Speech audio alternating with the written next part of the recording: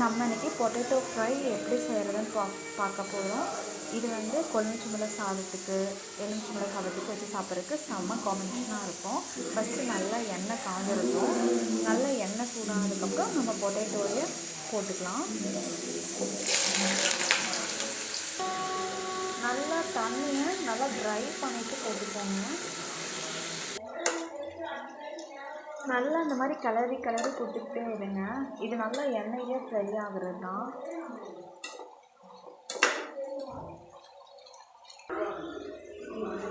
Okay, இதில் main என்னென்ன அப்படின்னா, நம்ம மூடி போட்டு மூடி வைக்கக்கூடாது. அப்படியே வந்து ஃப்ரை பண்ணணும்.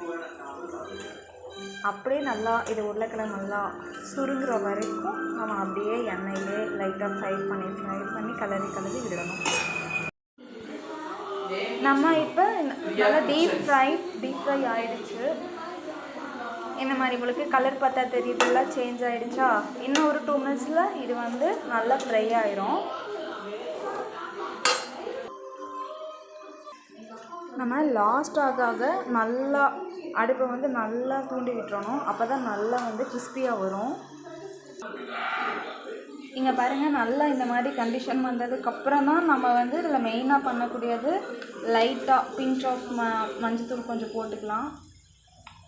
அப்புறம் இதுக்கு காரத்துக்கு ஏற்ப மிளகாய்த்தூள் போட்டுக்கோங்க. அப்புறம் லாஸ்ட்டாக உப்பு போட்டுக்கலாம். அவ்வளோதாங்க. இதை போட்டு ஒரு 2 மினிட்ஸ் இந்த மாதிரி நம்ம கலரி விட்டுட்டே இருந்தோம் அப்படின்னா அது அப்படியே எண்ணெயில் அப்படியே மிக்ஸ் ஆயிரும். கலர் பார்த்தாவே ஒரு அட்ராக்ஷனாக தெரியுதுல்ல, நமக்கு சாப்பிடணும் போல் இருக்குல்ல. வெயிட் பண்ணுங்கள்.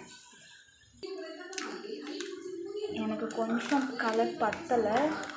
எங்கள் வீட்டுக்காருக்கு நல்லா காரமாக இருந்தால் தான் பிடிக்கும். ஸோ அதனால் நான் கொஞ்சம் தூக்கலாக போடுறேன். சால்ட்டு கொஞ்சம் பத்தலை. எங்கள் மாமியாருக்கு சால்ட்டு கொஞ்சம் லைட்டாக தூக்கலாக இருந்தால் தான் எனக்கு ரொம்ப பிடிக்கும். பார்த்தீங்களா கலர் எப்படி இருக்குன்னு? பார்க்குறக்கே நல்லா சாப்பிடணும் போல் இருக்குல்ல. வெயிட் பண்ணுங்கள், ஒரு 1 மினிட்ல ரெடி ஆகிடும், சாப்பிட்லாம். இதில் என்ன ஒரு இம்பார்ட்டன்ட் நோட்ஸ்னால், நம்ம வந்து இதை வந்து மூடி வைக்கவே கூடாது. அப்படியே வந்து ஃப்ரை பண்ணிக்கிட்டே இருக்கணும். எப்படி ஃப்ரை பண்ண இந்த மாதிரி லாஸ்ட்டாக கரண்ட் வந்துகிட்டே இருக்குது பார்த்தீங்களா?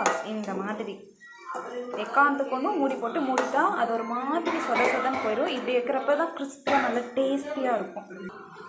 இங்கே பார்த்தீங்களா கறி லீவ்ஸ் இதில் 2 எடுத்துக்கோங்க. இங்கே பார்த்தீங்கன்னா இந்த மாதிரி கறிவேப்பிலை குட்டி குட்டியாக கிளியறணும். லாஸ்ட்டில் தூவரும். எப்படி பார்க்குறக்கே அட்ராக்ஷனாக இருக்குல்ல. கறிவேப்பிலை ஃப்ளேவரும் பொட்டேட்டோவும் ஃப்ரையும் செம்மையாக இருக்கும். அவ்வளோதான், நம்மளோட லாஸ்ட்டு ஃபைனல் முடிஞ்சிச்சு. அடுப்பு ஆஃப் பண்ணிவிட்டு இதை மட்டும் 2 நிமிஷம் மூடி வச்சா தான் அந்த கறிவேப்பிலோட ஃப்ளேவர் பொட்டேட்டோவில் இறங்கும்.